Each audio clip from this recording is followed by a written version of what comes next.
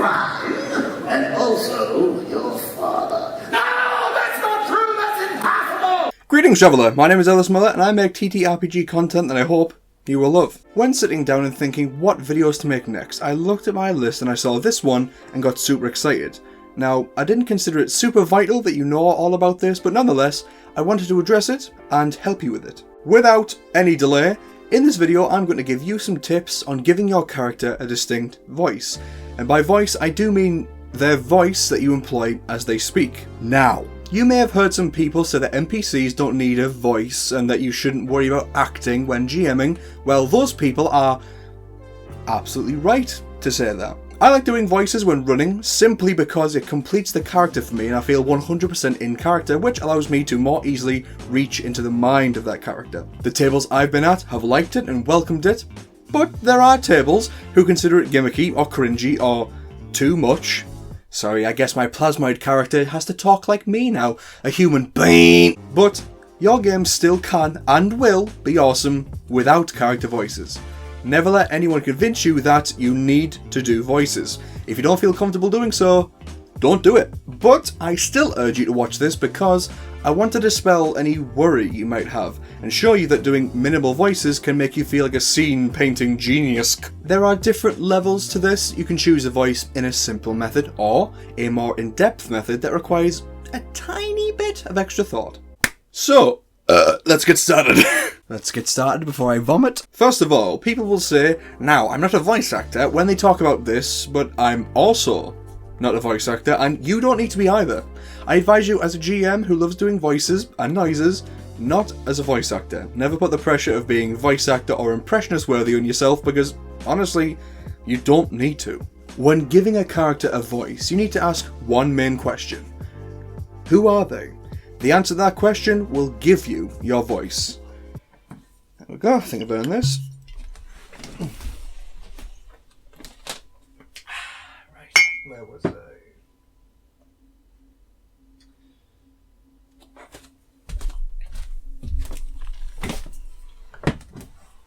I guess I could expand a bit on that. My prep time for making NPCs is literally, what is their name? Others spend a long time thinking of NPCs, but I'm able to just know who this person is and how they will act. If you can't just think of a character straight away, don't think of a character, think of a person. If this is a random NPC like a throwaway guard or a commoner, literally think of the person you've seen today and give them that voice and act as that person. Maybe don't do it if you're in the same room as them, however. Maybe someday you will have ears like mine. That's good. Ears? It's not working for you? But if you think they're a bit more interesting or charismatic in your head, just emulate a more interesting person. Maybe think that the NPC is like Nicolas Cage or Jim Carrey.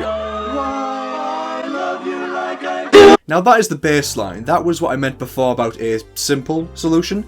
If you want a more in-depth approach to giving your character a voice, your next tip is to now think, who is this person in my world? And a big part of this question is also asking, is your game one in which you can walk into a town and expect to see a range of species, race, and accent? Or is it one where you'd expect to go into a town and see one type of person and one accent? These questions and their answers can have a big impact. If everyone speaks the same, this tells the players that this town does not have travellers come here often.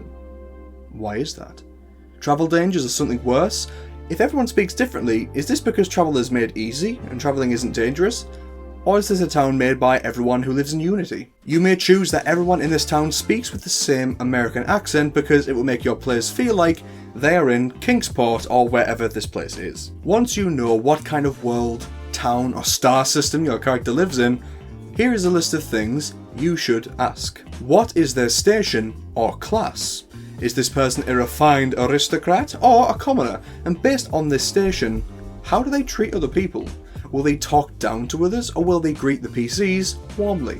And also, try not to get caught up on this point, but what is their backstory? Now I really mean don't get caught up on this. You don't need to know the backstory of everyone. You could voice someone who is a very interesting and very memorable shopkeep, but you don't need to know why they wanted to be a shopkeeper unless it's relevant to the plot somehow. You could make up that this thief had a generic, rough upbringing, and because of which, they will be standoffish and brutish when someone asks them a question.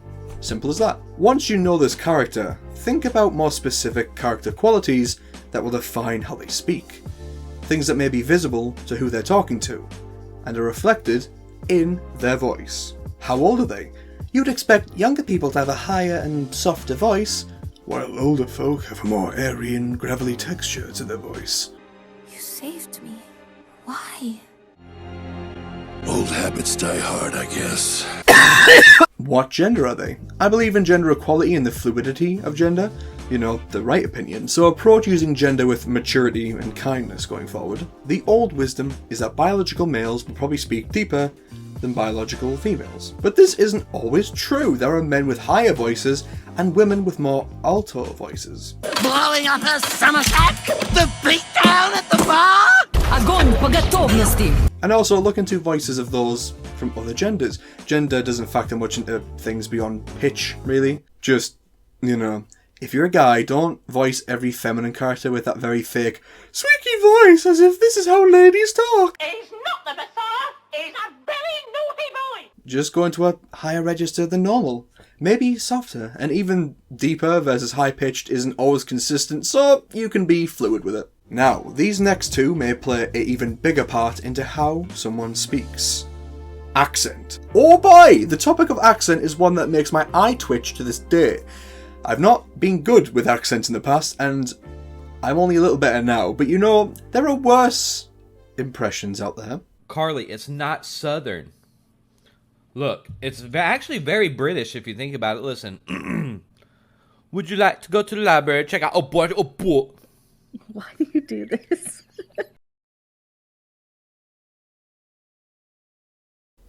You are an Englishman! Where a person is from will affect a person's accent. That is simple enough. If you're not comfortable with doing accents, then you can just say, he speaks in a Scottish accent, and then speak in your voice. Or just have every character speak in your accent, which may make sense if the characters don't travel far. At this point, I would encourage you to look up actual voice coaching sort of tutorials if you want to speak and learn the specifics of accents. If people wanted that kind of specific help, I would be more than happy to lend a hand, but it's a big topic to cover in this video. One thing of note, however, follow the Dungeon Bits maxim. Do an accent because you love it, not because you hate it.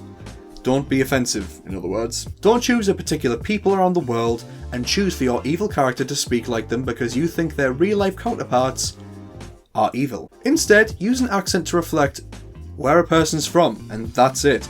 If there's a bad guy in a place and a good guy in the same place, then they have the same accent. Easy. Also, you can adhere or deviate from expectations however you like. For example, did you think that all the elves speaking RP English and all the orcs speaking Cockney was a bit weird in Lord of the Rings? Well, feel free to have there be some Cockney elves, or maybe you're like me and your orcs are cursed folk from the northern lands, so they speak with a range of northern English accents, like mine. The biggest trapping of this, I think, has to be dwarves.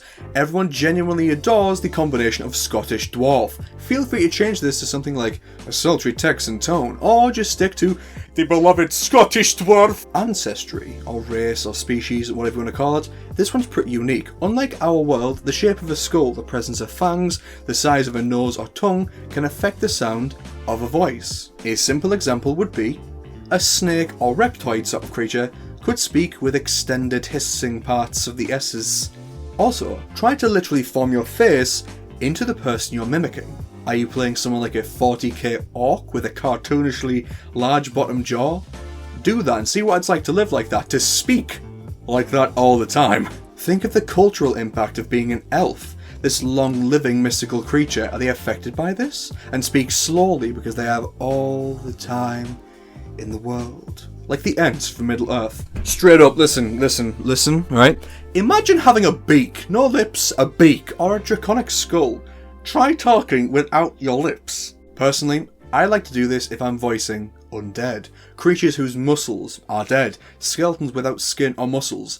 They talk without skin. Then the next tip I can give you is Simply consider a range of vocal sounds. Make a list of them if you need to. What kind of voice does this person have? Are they softly spoken, harsh, loud, quiet, lively, dead, happy, grumpy, bashful, dopey, sleepy, and stuffy? And feel free to mix these all together into a big mess. Someone who is loud and harsh, loud and dead sounding.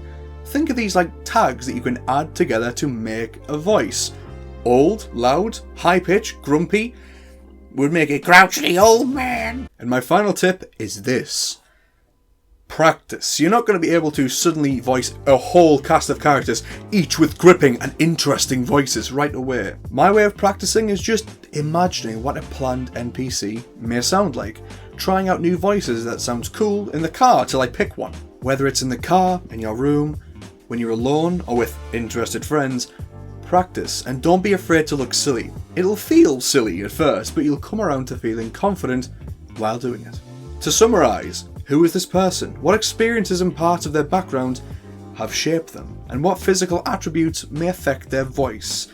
What unique tone does this creature have? And hey, if all else fails, just pick a character you like and do their voice. It doesn't even need to be a good impression. Cheers, mate. The cavalry's here. What is it? Bombs? Knives? Gold pieces? I'll have a lot. Imitate me and you'll regret it. Worship me as your king. Torbjorn, ready to burn. Our selection is a fine ale, with of course a steak and ale pie. Do a bad impression and boom, no one can tell. This literally happened to me when I tried to do a sort of Reinhardt voice and the person was like, oh, this guy's French. Hopefully by now you figured out that this video wasn't teaching you how to do certain kinds of voices, but showing you that it's really easy to do so. Don't get intimidated by those a critical role and think every GM needs to be Matt Mercer, because he wouldn't want you to be worried about it, or think that you were holding yourself to a certain standard. Be the best version of a GM you can be. Don't compare yourself, be inspired, but be your version of greatness. Be you, with voices, or just your own awesome voice. Thank you for watching. I like doing voices because they actually get me in the flow of running the game, so I was excited to do a video like this. If you would like specific tutorials and tips on voice acting, I suppose, I will gladly give it, but for now, I hope this helped. Don't pick up the idea that there is a standard you must meet. Just have fun. If you like this video, please subscribe here on YouTube and follow me on my socials that you can find in the description down below. I hope your characters be pretty nice with their new voices, and your friends will remember them fondly for many years. Go forth and let your voice be heard. Bye-bye. Cheers, mate. No.